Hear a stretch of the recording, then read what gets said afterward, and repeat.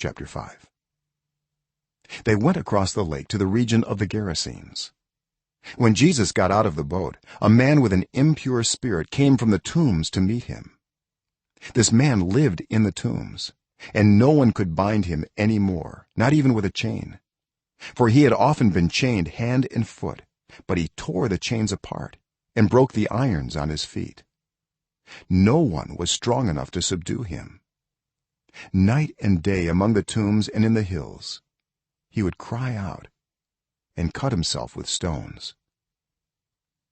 When he saw Jesus from a distance, he ran and fell on his knees in front of him.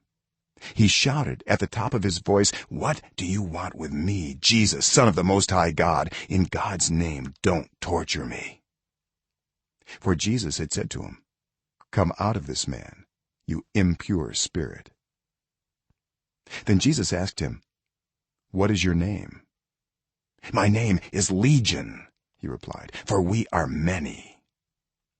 And he begged Jesus again and again not to send them out of the area. A large herd of pigs was feeding on the nearby hillside. The demons begged Jesus, "Send us among the pigs, allow us to go into them." He gave them permission, and the impure spirits came out and went into the pigs. The herd, about 2,000 in number, rushed down the steep bank into the lake and were drowned. Those tending the pigs ran off and reported this in the town and countryside, and the people went out to see what had happened. When they came to Jesus, they saw the man who had been possessed by the legion of demons sitting there, dressed and in his right mind, and they were afraid. Those who had seen it told the people what had happened to the demon-possessed man, and told about the pigs as well. Then the people began to plead with Jesus to leave their region. As Jesus was getting into the boat, the man who had been demon-possessed begged to go with him. Jesus did not let him, but said, "Go home to your own people and tell them how much the Lord has done for you and how he has had mercy on you."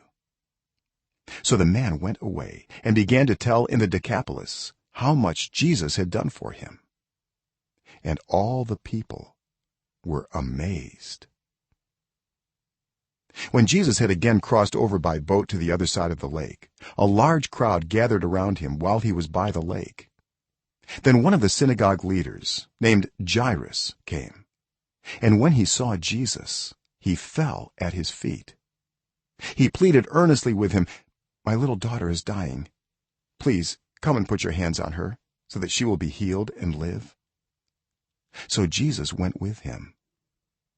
A large crowd followed and pressed around him, and a woman was there who had been subject to bleeding for 12 years. She had suffered a great deal under the care of many doctors and had spent all she had.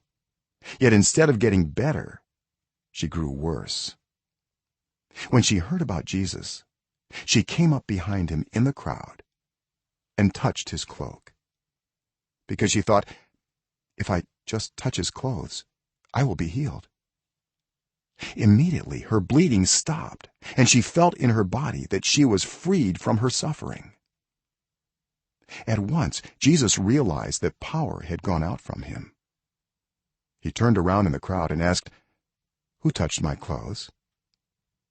"You see the people crowding against you," his disciples answered, "and yet you can ask, 'Who touched me?'" But Jesus kept looking around to see who had done it. Then the woman, knowing what had happened to her, came and fell at his feet, and trembling with fear told him the whole truth. He said to her, "Daughter, your faith has healed you. Go in peace and be freed from your suffering." While Jesus was still speaking, some people came from the house of Jairus, the synagogue leader. "Your daughter is dead," they said. "Why bother the teacher anymore?"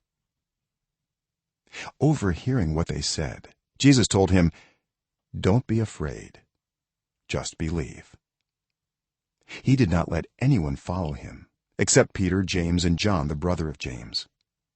When they came to the home of the synagogue leader, Jesus saw a commotion with people crying and wailing loudly.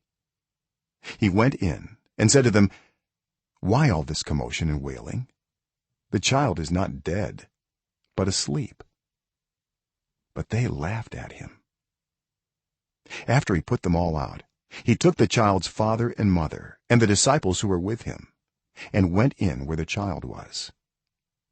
He took her by the hand and said to her, "Talitha cum," which means, "Little girl, I say to you, get up." Immediately the girl stood up and began to walk around. She was 12 years old. At this they were completely astonished. He gave strict orders not to let anyone know about this and told them to give her something to eat.